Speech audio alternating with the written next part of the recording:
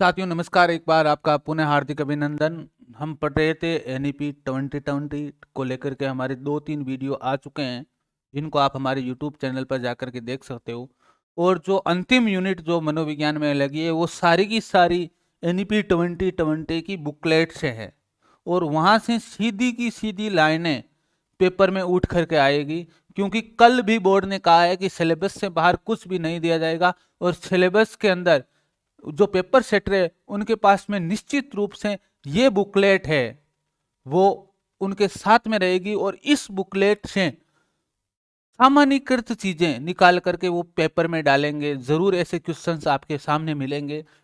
तो ये आप जो देख रहे हो वो है राष्ट्रीय शिक्षा नीति 2020 की बुकलेट, जो उस समय मानव संसाधन विकास मंत्रालय था उसके द्वारा बनाई गई है। अब वो क्या हो गया है, शिक्षा मंत्रालय हो गया है। ये सत्यमेव जयते हैं। इसका अर्थ मैं आपको बताता हूं कि सत्य परेशान हो सकता है लेकिन पराजित नहीं। तो आप पढ़ोगे सत्यता के साथ में तो आप परेशान हो सकते हो लेकिन पराजित नहीं होगे। आप एक न एक दिन क्या होंगे, सफल जरूर होंगे। ये शेर जिसकी भांति आपको क्या करना है, पूर्णतः शक्ति के साथ में शारीरिक मानसिक संवेगात्मक सामाजिक शक्ति, जो कल मेरे भेराराम जी साथी कह रहे थे 2-4 दिन पहले कि जो समस्त शक्तियां हैं उनको आपको किधर झोंकना होगा, उनको आपको किसकी ओर रेंचन करना होगा, आपकी अपनी पढ़ाई की ओर रेंचन करना होगा। तो हम बिना किसी समय को गवा किए हम लेते हैं इस बुकलेट को आगे। ध्यान देना, ये है राष्ट्रीय शिक्षा नीति 2020। इसमें पहला भाग है वो स्कूली शिक्षा से संबंधित है, और यहां से आपके सिलेबस में सारी की सारी चीजें उठाई गई है। जैसे आप देख लीजिए, जो पहला भाग है उसका पहला अध्याय है, उसमें ECCE की चर्चा की गई है। प्रारंभिक बाल्यावस्था देखभाल और शिक्षा सीखने की नींव का है। इसकी चर्चा हम पहले भी कर चुके हैं। क्या कहा है,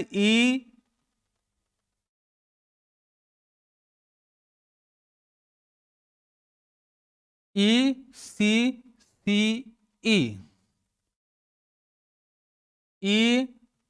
ECCE।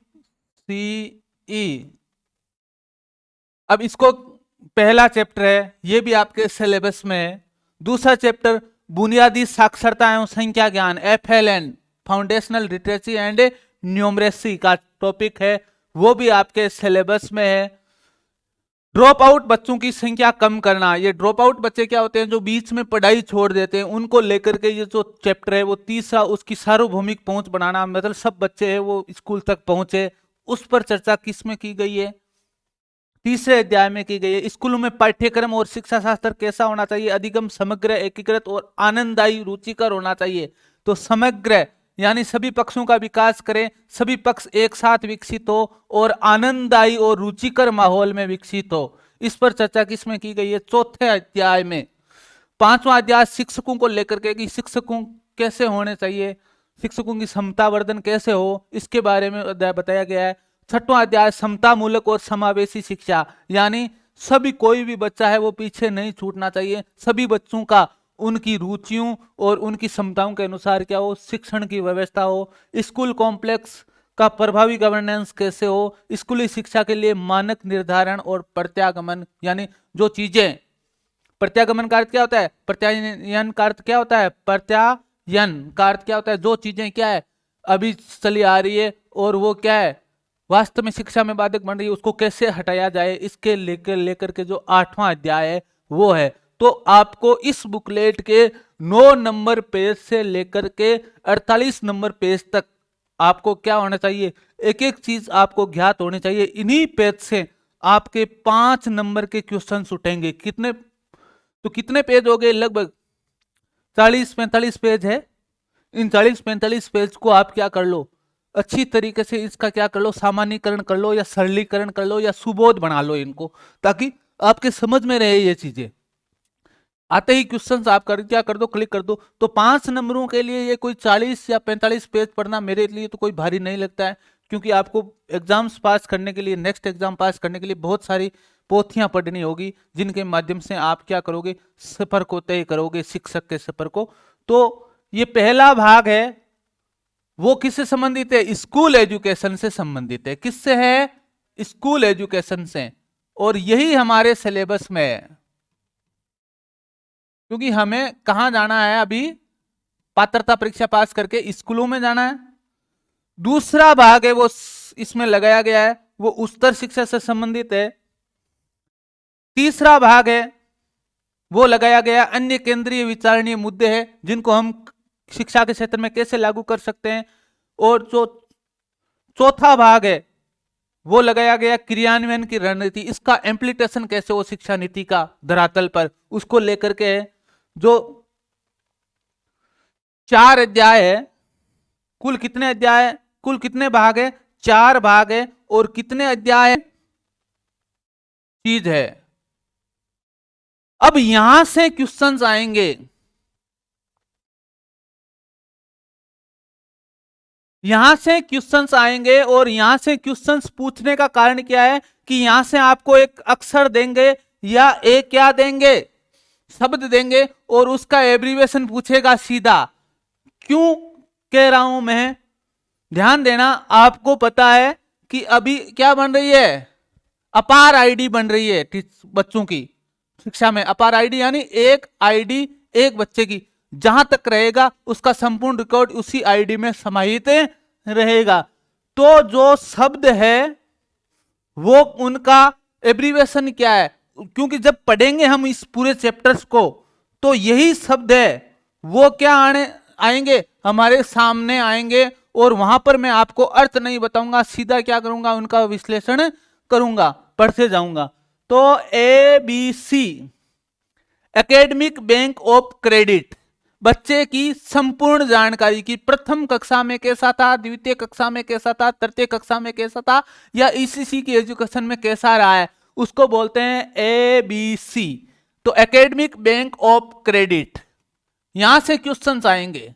अब पढ़ाते कुछ और है, क्वेश्चंस कहां से आएंगे ये पता नहीं है। बहुत सारे वीडियोस डाल रखे हैं बहुत सारे शिक्षक बंधुओं ने या सहगणों ने मेरे, तो लेकिन यहां से पता नहीं है। AI आर्टिफिशियल इंटेलिजेंस बहुत अच्छा क्षेत्र है। AI एक ऐसा क्षेत्र है जिसमें हम क्या करते हैं, कृत्रिम बुद्धि, जिससे हम क्या बैठते हैं, किसी के भी जिस तरीके से किसी भी प्रकार से एडिट करके हम क्या कर सकते हैं, कोई भी सामग्री बना सकते हैं। तो AI का अर्थ क्या है, आर्टिफिशियल इंटेलिजेंस। आर्टिफिशियल इंटेलिजेंस या कृत्रिम बुद्धि। SC autonomous degree guaranteed college, autonomous यानी खुद के नियम बनाएगी परीक्षा के और खुद ही क्या देगी, डिग्रियां देगी। ऐसे कॉलेज को क्या कहा गया है, SC autonomous college. AEC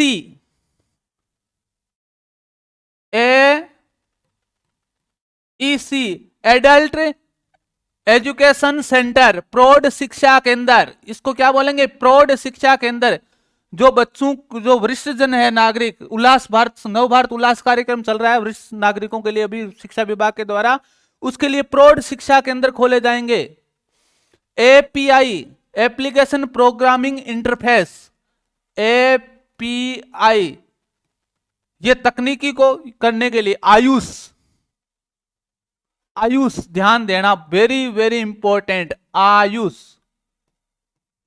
Ayush का पूछा जा सकता है क्योंकि यह हमें आयुर्वेद, योग, प्राकृतिक चिकित्सा, यूनानी, सिद्ध और होम्योपैथिक चिकित्सा का ज्ञान क्या किया जाएगा, बच्चों को करवाया जाएगा एजुकेशन में।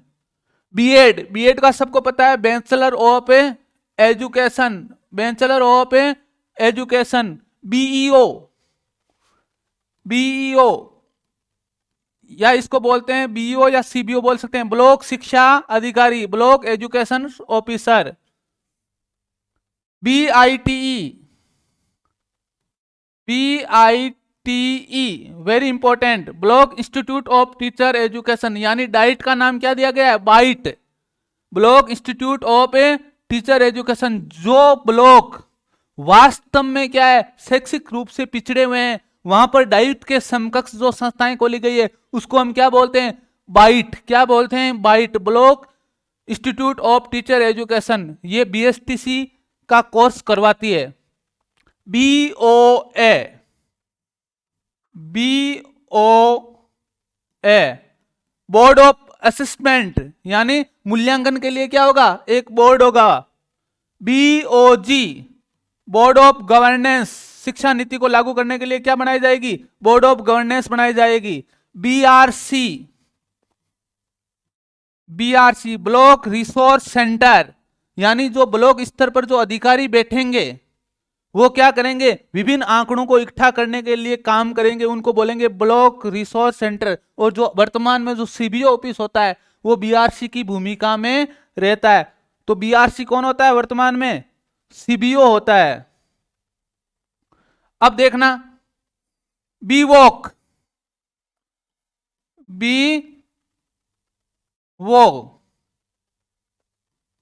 Block bachelor of vocational education. जैसे आप क्या करते हो, ध्यान देना, जितने भी आप है जो किस में करते हो, पॉलिटेक्निकल में जो बैचलर करते हो तो डिप्लोमा होता है, उसको क्या बोलेंगे, बैचलर ऑफ वोकेशनल एजुकेशन, यानी व्यावसायिक शिक्षा के अंदर क्या करना, स्नातक करना।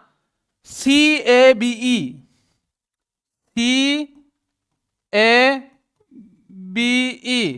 Central advisory board of education, यानी केंद्रीय नीति निर्धारण संस्थान, जो किसको लेकर के बनाया गया है, शिक्षा को लेकर के बनाया गया है। तो केब का अर्थ क्या होगा, सेंट्रल एडवाइजरी, यानी क्या करेगा, एडवाइजरी या मार्गदर्शन जारी करेगा समय समय पर, बोर्ड ऑफ एजुकेशन बनेगा। अब ध्यान देना CBCS choice based credit system, CBCS choice best credit system, यहां से वेरी इंपॉर्टेंट है।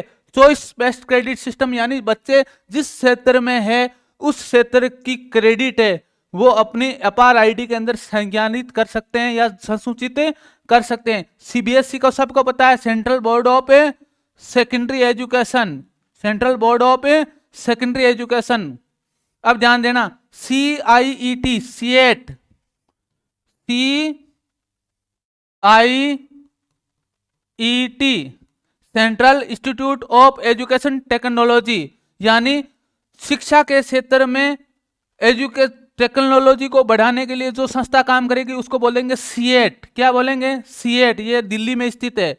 अब ध्यान देना CMP कैरियर प्रबंधन और प्रवृत्ति, CMP career management and progress, यह CO वास्तुकला परिषद, यानी जो बच्चे हस्तकला से जो भी काम करेंगे उसको देखेंगे। अब ध्यान देना CPD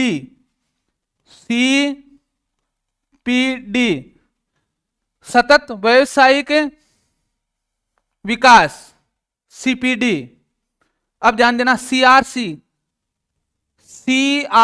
क्लस्टर रिसोर्स सेंटर, मैंने कल भी बात की थी, जो पंचायत स्तर पर या एक दो पंचायतों को मिला करके दिया जाएगा उसको बोलेंगे CRC क्लस्टर रिसोर्स सेंटर। और इसको इंपॉर्टेंट लगा लेना भाई CWSN, क्योंकि हमारे समावेशी शिक्षा में है CWSN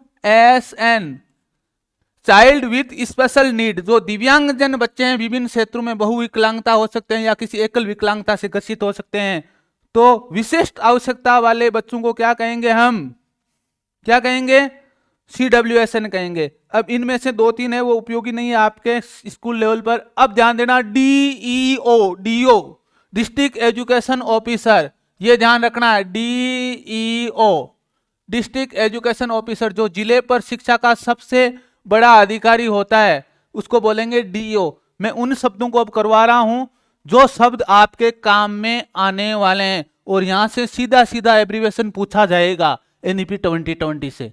यह है diet, DIET, diet district institute of education technology, यानी जिला शिक्षा और प्रशिक्षण संस्थान एजुकेशन एंड टेक्नोलॉजी के लिए जो जिला स्तर पर संस्थान बनाया गया, ये सेवापूर्व और सेवारत दोनों तरीके के शिक्षण करवाता है। सेवापूर्व में यानी बीएसटीसी की क्लासेस चलाता है और सेवारत शिक्षकों को विभिन्न प्रकार के कौशलों के लिए समयबद्ध रूप से सारणियां होती है। इसमें विभिन्न प्रभाग होते हैं जो फर्स्ट ग्रेड के सिलेबस में, लेकिन आपको इतना ही ध्यान रखना कि डाइट का एब्रीविएशन क्या है, district institute of education and technology, यानी जिला शिक्षा एवं प्रशिक्षण संस्थान, जैसे हमारे जिले का कुचामन सिटी में है। ध्यान देना, दीक्षा वेरी इंपॉर्टेंट, बहुत बार पूछा गया है। दीक्षा आपने किताबों में क्यूआर कोड लगे होते हैं और दीक्षा ऐप पर जैसे ही क्यूआर कोड कैचअप करते हो तो वो पार्ट है वो क्या कर जाता है, अपने आप खुल जाता है। इसका मतलब वो क्या है, DIKSHA digital infrastructure for knowledge sharing, digital infrastructure for knowledge sharing application है मोबाइल का, यानी एक डिजिटल अवसंरचना या डिजिटल इंफ्रास्ट्रक्चर जो क्या करेगा, विभिन्न बच्चों के बीच में क्या करेगा, ज्ञान क्या साझा करने के लिए बनाया गया है। ध्यान देना, डीएससी स्कूल शिक्षा निदेशालय, DSE director of school education, जो हमारा स्कूल शिक्षा निदेशालय है वो कहाँ है, बीकानेर में। हमारा जो डीएससी है वो कहाँ है। अब ध्यान देना, डीएसटी ये कोई डाइट का विभाग है, इसको आपको ध्यान में नहीं रखना है, विज्ञान। अब ध्यान देना, अगला है ECCE early childhood care and education, जो ध्यान देना वेरी इंपॉर्टेंट रूप से पूछा जाता है। Early childhood care and education, पूर्व बाल्यावस्था देखभाल और शिक्षा। अब इसके अंदर जो जीडीपी है वो काम नहीं आने वाली है। इसके बाद में आपको देखना है वेरी इंपॉर्टेंट रूप से इग्नू, बहुत बार पूछा गया है, IGNU IGNOU, Indira Gandhi national open university. IGNOU का फुल फॉर्म आपको ध्यान में रखनी है। इसके बाद में आपको जो इसमें मैं देख रहा हूं, एक आईसीटी की फुल फॉर्म, आईसीटी की फुल फॉर्म सूचना एवं संचार प्रौद्योगिकी, यानी हम इलेक्ट्रॉनिक साधनों का शिक्षा को सुलभ बनाने में कैसे उपयोग करें, वो होता है आईसीटी। आईसीटी आपके सिलेबस में लगी हुई है।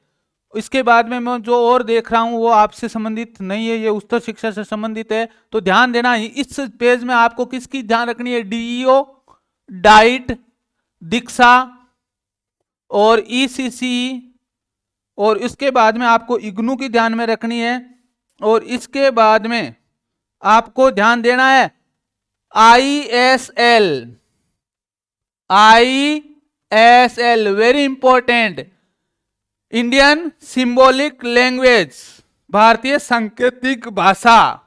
ये एक बुकलेट एनसीईआरटी के द्वारा तैयार की गई है।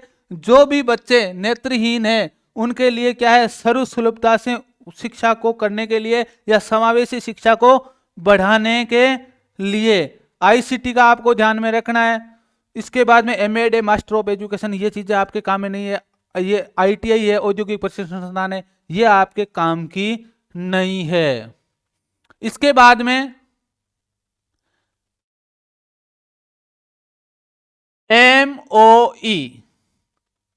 एमओई का पूछा जा सकता है, मिनिस्ट्री ऑफ एजुकेशन। पहले क्या था, MHRD, इसको किस में बदल दिया गया है, एमओई में, मिनिस्ट्री ऑफ एजुकेशन, शिक्षा मंत्रालय। इसके बाद में आपको इसमें से जो ध्यान में रखना है, NCTE,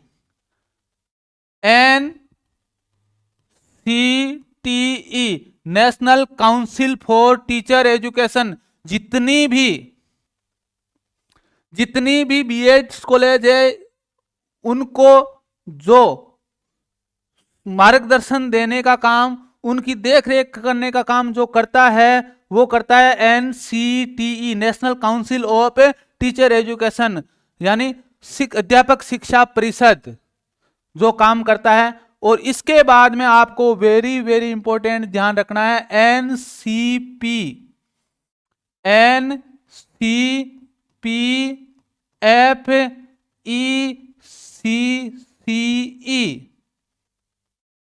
ध्यान देना, नेशनल करिकुलम फ्रेमवर्क किसके लिए? प्रारंभिक बाल्यावस्था और देखभाल शिक्षा के लिए जो पाठ्यचर्या की रूपरेखा बनाई गई है एनसीईआरटी के द्वारा, उसका नाम क्या है? NCPFECCE,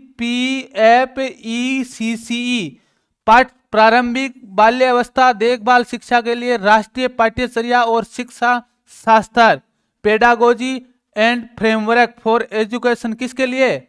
नेशनल, ध्यान देना, किसके लिए बनाई गई है शिक्षा शास्त्र? ECCE के लिए। तो ध्यान देना, इसको क्या बोलते हैं? NCPFECCE, इसको आपको ध्यान में रखना है। और एक ध्यान रखना है MWCD,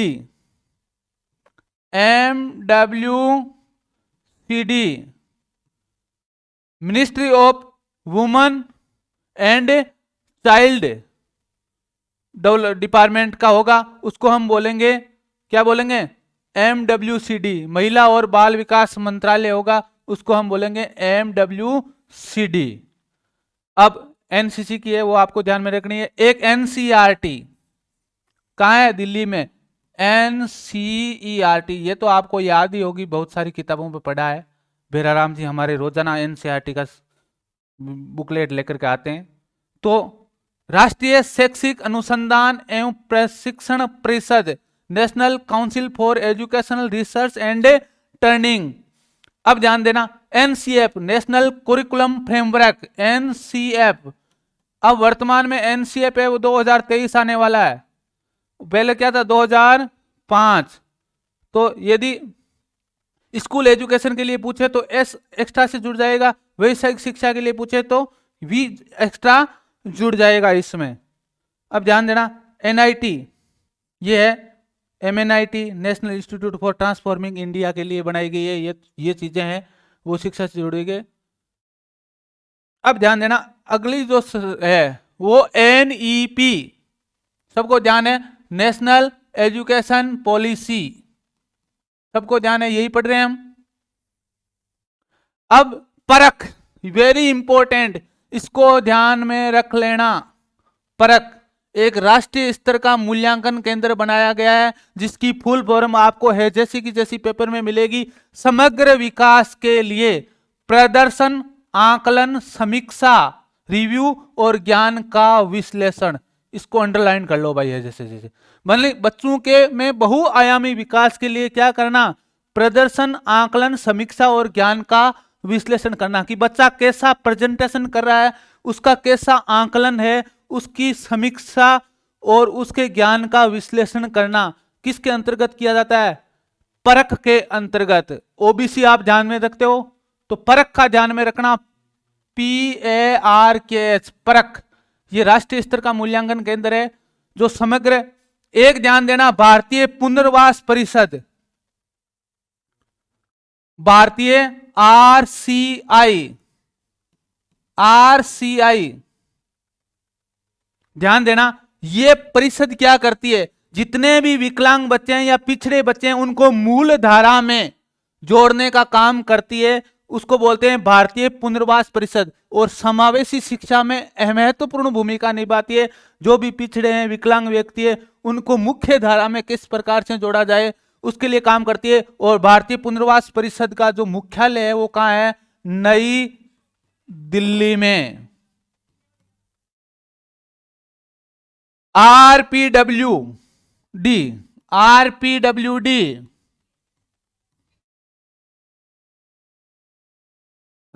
right for person of with disability, विकलांग व्यक्तियों के लिए अधिकार। और ये ध्यान देना, RPWD एक्ट कब पारित हुआ था? 2016 में नवीनतः। और 3 से श्रेणियां बढ़ा दी, कितनी गई थी? 3 से बढ़ा करके 21 तरीके की श्रेणियां कर दी गई थी, जिसके बारे में हम समावेशी शिक्षा में बात करेंगे। तो RPWD का क्या है? विकलांग व्यक्तियों के लिए अधिकार। ये शब्द ऐसे के ऐसे छपाएंगे। परख, परख का विशेष रूप से ध्यान रखना, समग्र विकास, यानी विकास के सभी पक्षों का क्या होना चाहिए? प्रदर्शन देखेगा, आकलन करेगा, समीक्षा करेगा और उनके ज्ञान का विश्लेषण करेगा। कौन परक, पीटीआर, पीटीआर छात्र शिक्षक अनुपात, छात्र शिक्षक अनुपात पर टीचर रेशियो, पीटीआर। आरसीआई का मैंने बता दिया, पुनर्वास परिषद है। और ध्यान देना एसएएस, एसएएस ध्यान देना, स्टेट अचीवमेंट सर्वे, उसी तरीके से एनसीईआरटी के द्वारा करवाया जाता है एनएएस, क्या करवाया जाता है, नेशनल अचीवमेंट सर्वे। इसको हम अलग से पढ़ेंगे, ये 3 कक्षाओं के लिए होता है, 3, 6 और 9 कक्षा के लिए जो आयोजित हुआ था अभी। तो एसएएस यानी स्टेट अचीवमेंट सर्वे, ये किसके द्वारा कराया जाता है, जो राज्य की शैक्षिक अनुसंधान परिषद होती है जो वर्तमान में हमारे उदयपुर में। और एनएएस किसके द्वारा कराया जाता है, एनसीईआरटी के द्वारा, जिसकी हमने ऊपर क्या देखी थी, परिभाषा देखी थी। अब देखना, मूल्यांकन के लिए विभिन्न तरीके की परीक्षाओं को आयोजित करवाने के लिए सरकार ने क्या बनाई है, एनटीए बनाई है, नेशनल टेस्टिंग एजेंसी। विभिन्न तरीके की प्रतियोगी परीक्षाएं आयोजित कराने के लिए नेशनल टेस्टिंग एजेंसी का क्या किया है, गठन किया है। तो इस स्लाइड में जो जो मेन जो एब्रीवेशंस थी वो आपके लिए, एक पीटीआर का ध्यान में रखना, पर टीचर रेशियो यानी कितने शिक्षकों पर। और ध्यान देना, जब एनईपी पढ़ेंगे तो सामान्य क्षेत्रों में प्रारंभिक कक्षाओं के लिए 30:1 यानी 30 छात्रों पर 1 शिक्षक, और जो विशेष वंचित क्षेत्र है उनमें 25 छात्रों पर 1 शिक्षक का अनुपात दिया गया है। तो ये थी बहुत। अब ध्यान देना, एसईडीजी, एसईडीजी